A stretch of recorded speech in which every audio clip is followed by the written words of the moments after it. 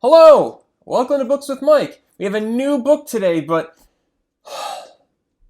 I did not prepare for this. I'm kind of hungry. I really should have had something before I started reading to you. I, I just need to stack some baby carrots or something. Excuse me, can I have a snack, please? Oh, thank you. Books with Mike. Ugh. I don't know what that was. Anyway, we're going to read one of my favorite books when I was a kid, Bunnicula, A Rabbit Tale of Mystery by Deborah and James Howe.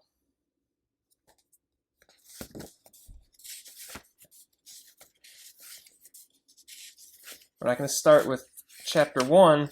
We're going to start with an editor's note. The book you are about to read was brought to my attention in a most unusual way. One Friday afternoon, just before closing time, I heard a scratching sound at the front door of my office. When I opened the door, there before me stood a sad-eyed, droopy-eared dog carrying a large, plain envelope in his mouth. He dropped it at my feet, gave me a soulful glance with great, quiet dignity, and sauntered away. Inside the envelope was a manuscript of the book you now hold in your hands, together with this letter. Gentlemen, the enclosed story is true. It happened in this very town, to me and the family with whom I reside. I have changed the names of the family in order to protect them, but in all other respects, everything you will read here is factual. Allow me to introduce myself. My name is Harold. I come to writing purely by chance. My full-time occupation is dog. I live with Mr. and Mrs. X, called here the Monroes, and their 2 sons, Toby, aged 8, and Pete, aged 10. Also sharing our home is a cat named Chester, whom I am pleased to call my friend. We are a typical American family, and still are, though the events related in my story have, of course, had their effect on our lives. I hope you will find this tale of sufficient interest to yourself and your readers to warrant its publication. Sincerely, Harold X. Chapter 1. The Arrival. I shall never forget the first time I laid these now tired old eyes on our visitor. I had been left home by the family with the admonition to take care of the house until they returned. That's something they always say to me when they go out. Take care of the house, Harold. You're the watchdog. I think it's their way of making up for not taking me with them. As if I wanted to go anyway. You can't lie down at the movies and still see the screen. And people think you are being impolite if you fall asleep and start to snore, or scratch yourself in public. No, thank you. I'd rather be stretched out on my favorite rug in front of a nice whistling radiator. But I digress. I was talking about that first night. Well, it was cold, the rain was pelting the windows, the wind was howling, and it felt pretty good to be indoors. I was lying on the rug with my head on my paws, just staring absently at the front door. My friend Chester was curled up on the brown velvet armchair, which years ago he'd staked out as his own. I saw that once again he'd covered the whole seat with his cat hair, and I chuckled to myself, picturing the scene tomorrow. Next to grasshoppers, there is nothing that frightens Chester more than the vacuum cleaner. In the midst of this reverie, I heard a car pull into the driveway. I didn't even bother to get up to see who it was. I knew it had to be my family, the Monroes, since it was just about time for the movie to be over. After a moment, the front door flew open. There they stood in the doorway, Toby and Pete and Mom and Dad Monroe. There was a flash of lightning, and in its glare I noticed that Mr. Monroe was carrying a bundle with tiny, glistening eyes.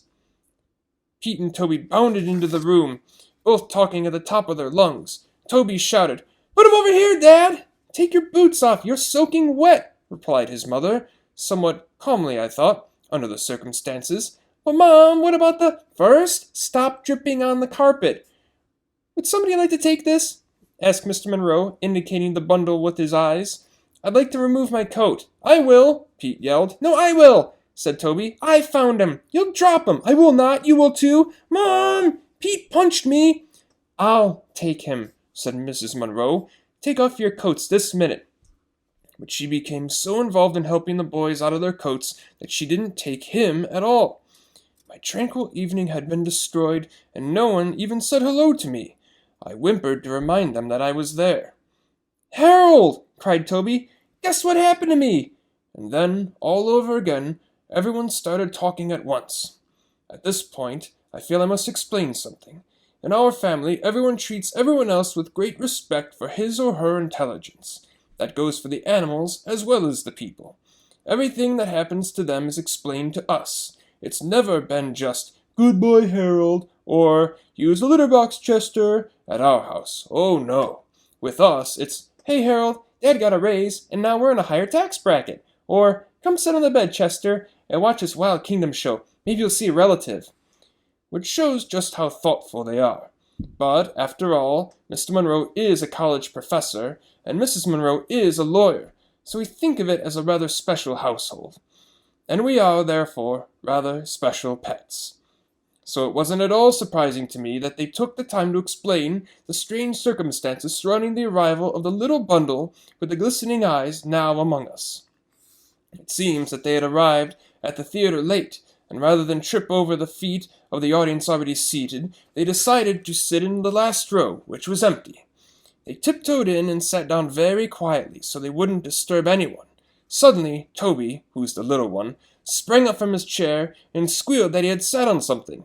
Mr. Monroe told him to stop making a fuss and move to another seat. But in an unusual display of independence, Toby said he wanted to see just what it was he sat on. An usher came over to their row to shush them, and Mr. Monroe borrowed his flashlight.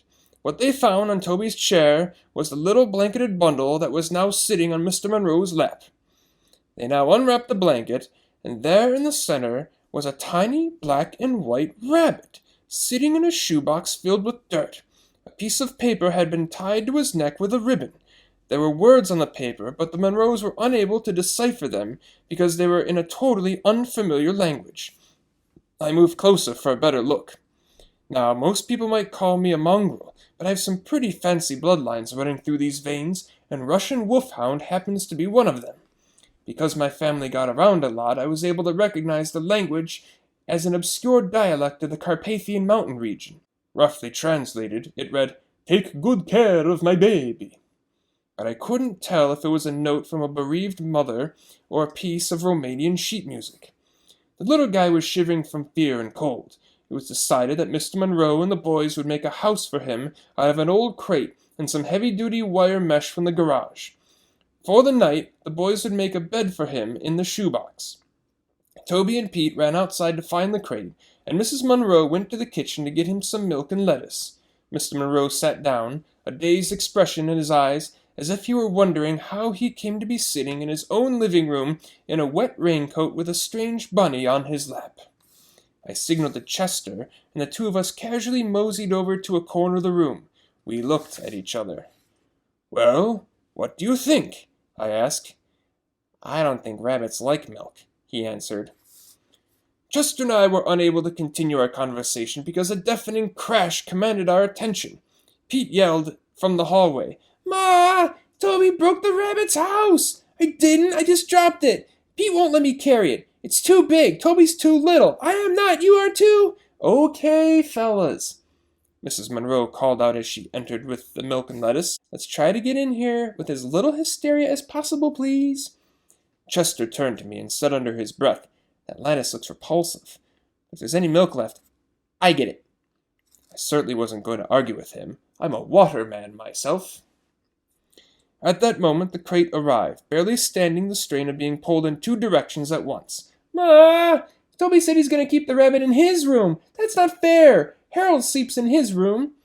Only sometimes, I thought, when I know he's got a leftover ham sandwich in his drawer. Toby's a nice kid, don't get me wrong.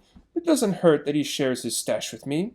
It was, after all, at one of those late-night parties in Toby's room that I first developed my taste for chocolate cake. And Toby, noting my preference, has kept me in chocolate cake ever since. Pete, on the other hand, doesn't believe in sharing, and the only time I tried to sleep in his bed, he rolled over on me and pinned me by my ears so I couldn't move for the rest of the night. I had a crick in my neck for days.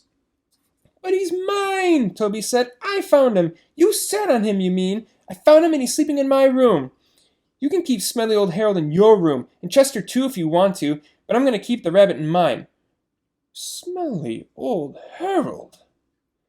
I might have bitten his ankle, but I knew he hadn't changed his socks for a week. Smelly indeed. Mr. Monroe spoke up.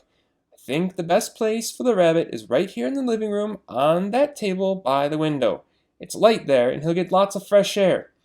Pete's taller than I am, Toby cried. He'll be able to see the rabbit better. Too bad, Squirt. Okay, said Mrs. Monroe through clenched teeth. Let's put him to bed and make him comfortable, and then we can all get some sleep. Why? Pete asked. I don't want to go to sleep. Mrs. Monroe smiled a little too sweetly at Pete. Look, Ma, said Toby, he's not drinking his milk. Chester nudged me in the ribs. Didn't I tell you? He asked. Excuse me while I make myself available. Hey, said Toby, we gotta name him. Can't that wait until tomorrow? Asked Mr. Monroe. The boys shouted in unison. No! He has to have a name right now. I have to say I agreed with them. It took them 3 days to name me, and those were 3 of the most anxious days of my life. I couldn't sleep at all, worrying that they were really going to call me Fluffy, as Mrs. Monroe had suggested. Well, all right, sighed Mrs. Monroe. What about, say Bun Bun? Uh-oh, there she goes again, I thought. Where does she get them? Ugh! We all said. Well then, how about Fluffy? She offered hopefully. Pete looked at his mother and smiled. You never give up, do you, Ma? Meanwhile, Chester, who had also been named Fluffy for a short time, was rubbing against Mrs. Monroe's ankles and purring loudly. Not Chester, not now, she said, pushing him aside. He wants to help us name him, don't you, Chester? Toby asked, as he scooped him up in his arms. Chester shot me a look. I could tell this was not what he had in mind. Come on, Harold, Toby called. You've got to help with the name, too. I joined the family, and serious thinking began. We all peered into the box. It was the first time I had really seen him. So, this is a rabbit, I thought. He sort of looks like Chester, only he's got longer ears and a shorter tail, and a motor in his nose. Well, said Pete after a moment, since we found him at the movies, why don't we call him Mr. Johnson? There was a moment of silence. Who's Mr. Johnson? Asked Toby. The guy who owns a movie theater, Pete answered. No one seemed to like the idea. How about Prince?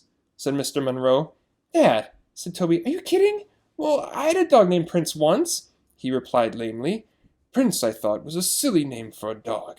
We found him at a Dracula movie. Let's call him Dracula, Toby said. That's a stupid name, said Pete. No, it's not. Anyway, I found him, so I should get to name him. Mom, you're not going to let him name him, are you? That's favoritism. I'll be traumatized if you do. Mrs. Monroe looked in wonder at Pete. Mom, please, please, Dad, let's name him Dracula, cried Toby. Please, please, please. And with each please, he squeezed Chester a little harder. Mrs. Monroe picked up a bowl of milk and moved toward the kitchen. Chester followed her every movement with his eyes, which now seemed to be popping out of his head. When she reached the kitchen door, she turned back and said, Let's not have any more arguments. We'll compromise. He's a bunny, and we found him at a Dracula movie, so we'll call him Bunnicula. Bunnicula. That should make everyone happy, including me. What about me? Muttered Chester. I won't be happy till she puts down that milk. Well, guys, is that okay with you? She asked. Toby and Pete looked at one another, and then at the rabbit. A smile grew on Toby's face. Yeah, Ma, I think that name is just right. Pete shrugged. It's okay, but I get to feed him. Okay, I'm going to put the milk back in the fridge. Maybe he'll drink it tomorrow. What about Chester? Toby said, dropping the frantic cat to the floor. Maybe he'd like it. Chester made a beeline for Mrs. Monroe and looked up at her plaintively. Chester doesn't want any more milk, do you, Chester? You've already had your milk today. She reached down, patted Chester on his head, and walked into the kitchen. Chester didn't move. Okay, bedtime, said Mr. Monroe. Good night, Bunnicula, Toby said. Good night, Count Bunnicula, Pete said sarcastically, in what I took to be his attempt at a Transylvanian accent. I may be wrong, but I thought I saw a flicker of movement from the cage. Good night, Harold. Good night, Chester. I licked Toby good night. Good night, Smelly Harold. Good night, Dumb Chester. I drooled on Pete's foot. Mom, Harold drooled on my foot. Good night, Pete, Mrs. Monroe said with great finality as she came back into the living room, and then more calmly, Good night, Harold. Good night, Chester. Mr. and Mrs. Monroe went up the stairs together. You know, dear, Mr. Monroe said, it was very clever, Bunnicula. I would never have thought of a name like that. Oh, I don't know, Robert, she smiled as she put her arm through his. I think Prince is a lovely name, too. The room was quiet. Chester was still sitting by the closed kitchen door in a state of shock. Slowly, he turned to me. I wish they had named him Fluffy, was all he said. That's all for today. Come back next time for more Books with Mike. Books with Mike.